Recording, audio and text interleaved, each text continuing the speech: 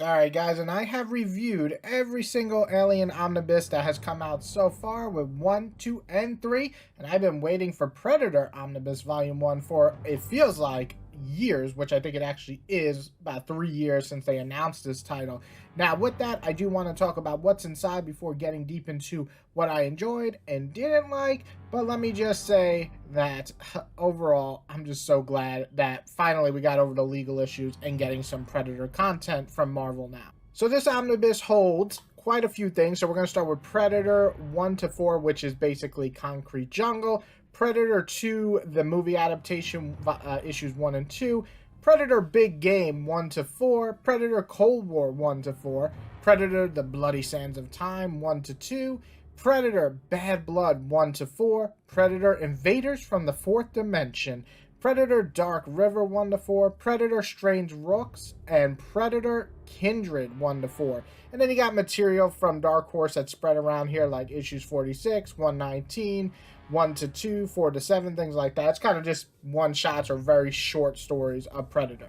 And I gotta say, before I even get deep into it, I am 100% surprised at how much I enjoyed this volume of Predator. So opening with the biggest story, or probably one of the most well-known comics of Predator, or even novels, is Concrete Jungle. Now, I read this novel back in the day in high school. If you didn't know, that's very long ago and I am very old. But I remember this coming out, or it was already out the time I picked it up in high school, and really enjoyed it. But I never read the comic, and it brought back some really great memories, which starts off as kindly a very eerily similar Predator 2 storyline, quickly turned into like a full-on invasion storyline, and by the end it is equipped with basically a whole army of predators coming down to Earth to try to take it over. And it really stars Dutch's brother, Dutch from the first Predator movie, as the main hero, who kind of looks like him, just more blonde. It's weird, but you know, that's what we did back in the day. But that sets off kind of the tone of it, is that these predators are vicious. They're going to pretty much hunt one person or a crew of people and viciously murder them.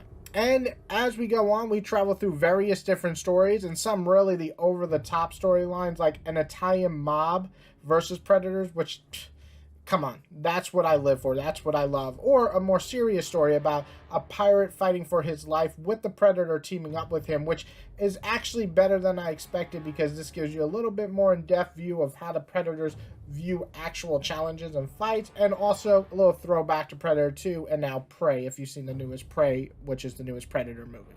Now, I will say Dutch's brother's storyline does kind of tilt into the lower end for me after Concrete Jungle. You have Cold War and then Dark River, and none of them really live up to Concrete Jungle, and then they just kind of get worse as they go along. And that's mostly because you have this inserted 80s action superstar that just doesn't really work for the series. I mean, it worked in Predator because that's what they were aiming for, and that is original at the time. And even Concrete Jungle, I felt like his brother wasn't quite as annoying as he is much later in Cold War or Dark River. I think the cheesy one-liners, the annoying just attitude he has towards the predators didn't really work for me, and I didn't really care about the character if he lived or died. And those, actually, I have to say, with the exception of Predator through the Fourth Dimension or whatever, that was the worst story in this book.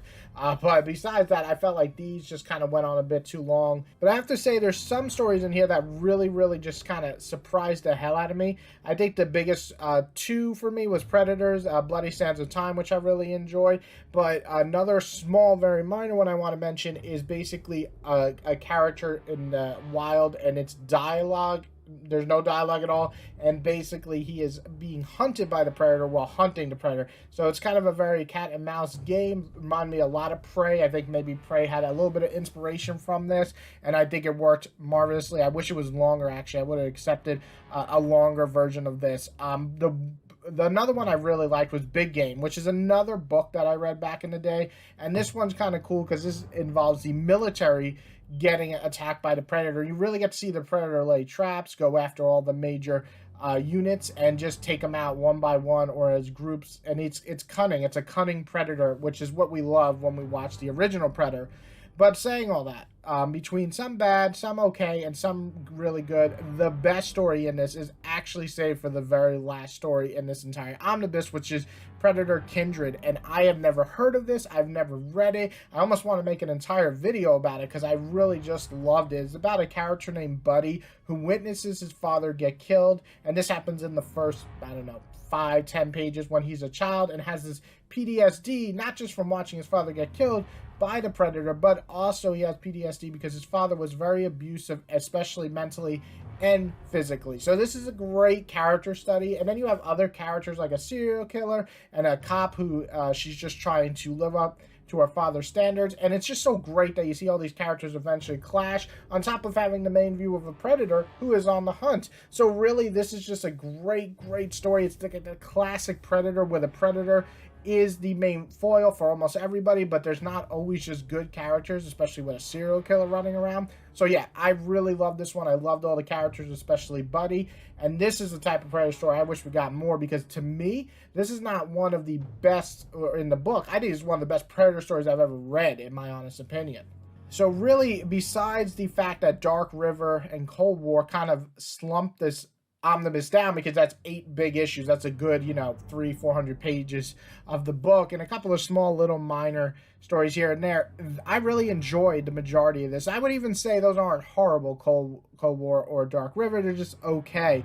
But thankfully, thanks to stuff like Kindred, or even Concrete Jungle being as a classic it is, or Big Game, these really elevated this volume to make me really enjoy, really appreciate it. I would go as far as to say this is the best omnibus in the bunch for Alien and Predator. I think this is even better than Volume 1 of Alien, and I really enjoyed that. So saying that, I'm going to give this a 4 out of 5. I think that it's definitely worth it for Predator fans, or even Alien fans. I think this has some really great stories and classics like Concrete Jungle and Big Game, but I have to recommend Kindred the most above all. Really surprised me how much I love this. But yeah, definitely worth checking out. Both covers are amazing. It was really hard for me to pick which one, but I went with the original just because I love it so much. But I hope you guys really enjoy.